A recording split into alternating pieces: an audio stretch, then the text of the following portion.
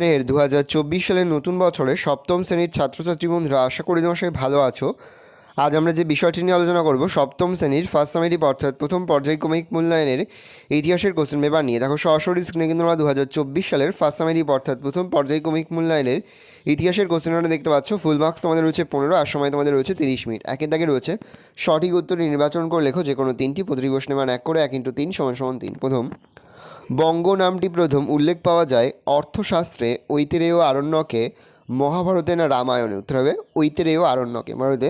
তাহলে বঙ্গ নামটির প্রথম উল্লেখ পাওয়া যায় ঐতিরেয় আরণ্যকে। পরের প্রশ্ন, শশাঙ্কের রাজধানী ছিল কর্ণসুবর্ণ, সমতট, কনৌজ না বিক্রমপুর? উত্তর হবে কর্ণসুবর্ণ। তাহলে শশাঙ্কের রাজধানী ছিল কর্ণসুবর্ণ। পরের প্রশ্ন, হর্ষচরিতের রচয়িতা হলেন কালিদাস, রামদাস, বাণভট্ট না কৌটিল্য? উত্তর হবে বাণভট্ট। তাহলে হর্ষচরিতের রচয়িতা হলেন বাণভট্ট। প্রশ্ন, চোল রাজ্যে বিখ্যাত ছিল ব্রোঞ্জ হস্তশিল্প, মৃৎশিল্প, কাষ্ঠশিল্প না তাঁতশিল্প? উত্তর হবে ব্রোঞ্জ হস্তশিল্প। তাহলে চোল রাজ্যে বিখ্যাত ছিল ব্রোঞ্জ হস্তশিল্প। প্রশ্ন, পাল ও সেন যুগে জিনিস কেনাবেচার প্রধান মাধ্যম ছিল স্বর্ণমুদ্রা, রৌপ্যমুদ্রা, কড়ি না তাম্রমুদ্রা? উত্তর হবে কড়ি। পরের প্রশ্ন, রামচরিত কাব্যের রচয়িতা হলেন সন্ধ্যাকর নন্দী, তুলসীদাস, রামপাল, কালিদাস? উত্তর হবে সন্ধ্যাকর নন্দী।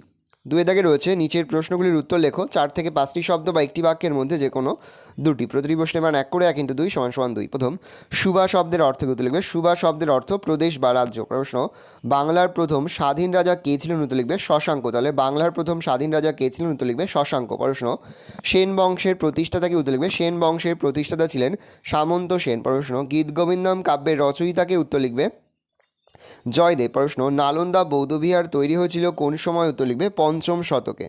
তিনি তাকে রয়েছে নিচে যে কোনো একটি প্রশ্নের উত্তর লেখো 2 থেকে 3টি বাক্যের মধ্যে। প্রশ্নের মান রয়েছে 2। প্রথম, শশাঙ্কের রাজধানী কোথায় ছিল? এটি কোথায় অবস্থিত? লিখে শশাঙ্কের রাজধানী ছিল কর্ণসুবর্ণ।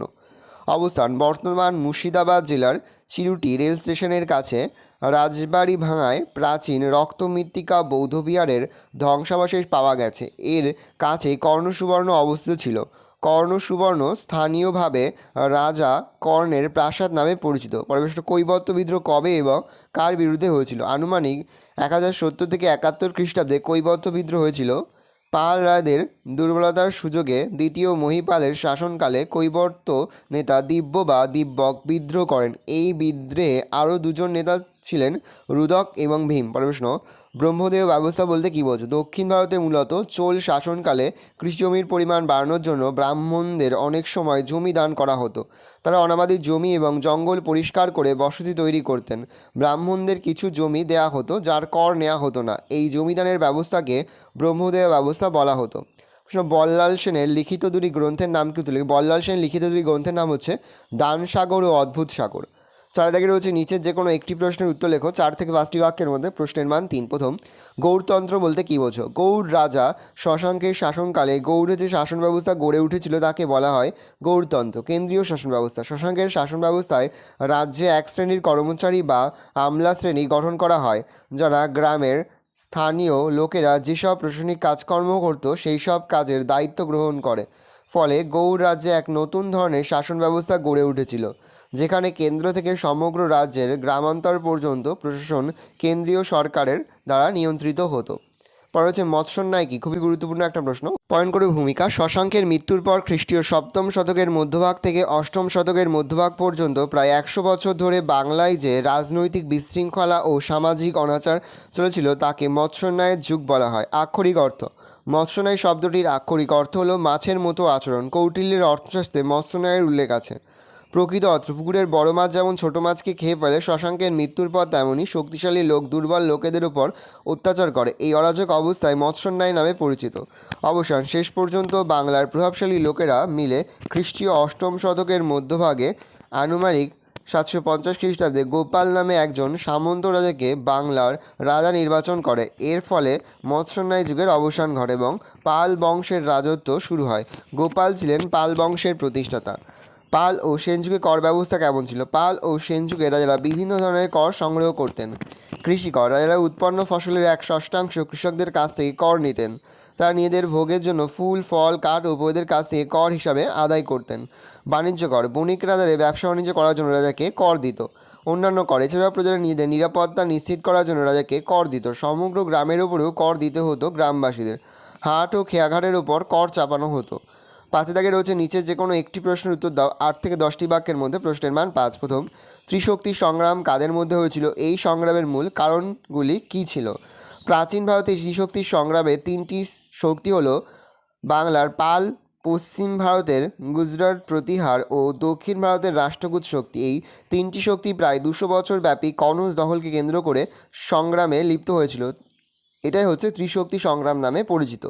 ত্রিশক্তি দ্বন্দ্বের কারণ: কনৌজ দখলের জন্য পাল, গুর্জর প্রতিহার এবং রাষ্ট্রকূট বংশের রাজাদের মধ্যে ত্রিশক্তি সংগ্রাম হয়েছিল। এই সংগ্রামের কারণগুলি হল: 1.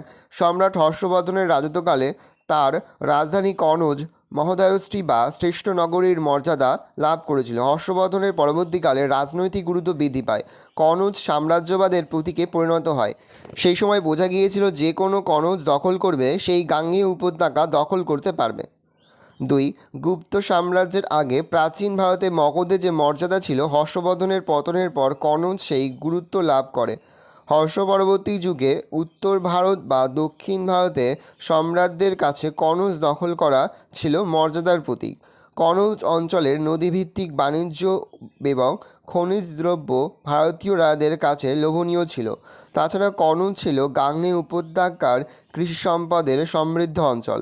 কনৌজের ভালো অর্থনৈতিক অবস্থা ভারতীয় রাজাদের প্রলুব্ধ করে। পাল ও সেন আমলে বাংলার সাধারণ মানুষের জীবনযাপনের ধরন কেমন ছিল বলে তোমার মনে হয়? পাল ও সেন আমলে বাংলার সাধারণ মানুষের জীবন ছিল সহজ ও সরল। জীবনযাপনের ধরন: জীবিকা: পাল ও সেন যুগের সাধারণ মানুষের জীবিকা ছিল মোটামুটি সচ্ছল। বেশিরভাগ মানুষের জীবিকা ছিল কৃষি। এছাড়া অনেক মানুষ শিল্প ও বাণিজ্যের কাজ করে তাদের জীবিকা চালাতো। সমাজ ব্যবস্থা: সমাজে ভূমিহীন ব্যক্তি ও শ্রমিকদের আর্থিক অবস্থা ভালো ছিল না। তাদের খুব কষ্টের মধ্যে দিয়ে জীবন কাটাতে হতো। তারা খুব বেশি সামাজিক সুবিধা বা সামাজিক সুযোগ সুবিধা পেত না। পাল আমলের তুলনায় সেন আমলে বর্ণ ব্যবস্থা কঠোর, অনমনীয় হয়ে পড়েছিল। খাদ্যাভ্যাস: পাল ও সেন যুগে বাঙালির প্রধান খাদ্য ছিল ভাত। গরম ভাতে গাওয়া ঘি, তার সঙ্গে মোরলা মাছ, নালতে শাক, সরপড়া দুধ আর পাকা কলা ইত্যাদি থাকতো। গরিব লোকেদের খাদ্য তালিকায় থাকতো নানা ধরনের শাকসবজি, যেমন বেগুন, লাউ, কুমড়ো, ঝিঙে, কাঁকরোল, ডুমুর, কচু ইত্যাদি। পোশাক পরিচ্ছদ: পাল ও সেন যুগে পুরুষেরা সাধারণত ধুতি ও নারীরা শাড়ি পরত। এছাড়া নারীরা পুরুষ উভয় বিভিন্ন ধরনের অলংকার ব্যবহার করত। ধর্ম: পাল যুগের মানুষেরা বৌদ্ধ ধর্মের অনুরাগী হলেও সেন যুগের মানুষেরা ব্রাহ্মণ্য ধর্মকেই প্রাধান্য দিতেন।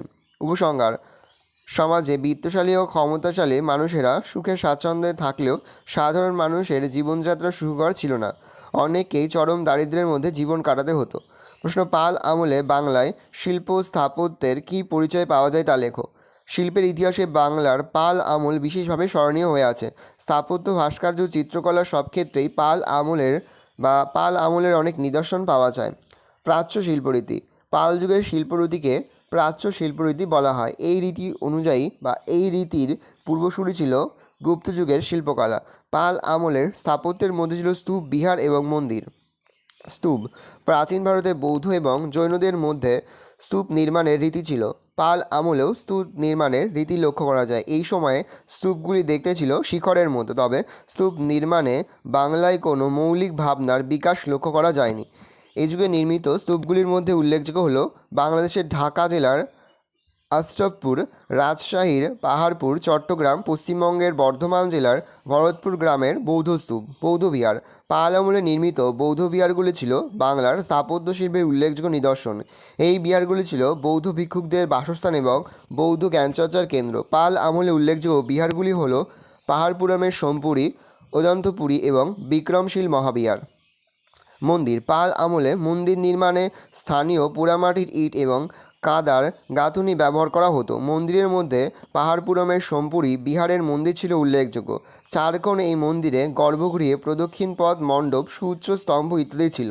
প্রাপ্ত মূল মন্দিরের গায়ে পাথরের ফলকের মধ্যে স্থানীয় রীতির প্রভাব স্পষ্ট। ফলকগুলিতে রাধাকৃষ্ণ, যমুনা, বলরাম, শিব, বুদ্ধ, অবলোকিতেশ্বরের মূর্তি আছে।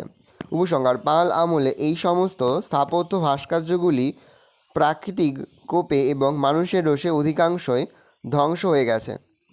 ভালো করে দেখে নাও, এই রয়েছে টোটাল তোমাদের ফার্স্ট সামেটিভ অর্থাৎ প্রথম পর্যায়ক্রমিক মূল্যায়নের সপ্তম শ্রেণীর ইতিহাসের কোশ্চেন পেপার।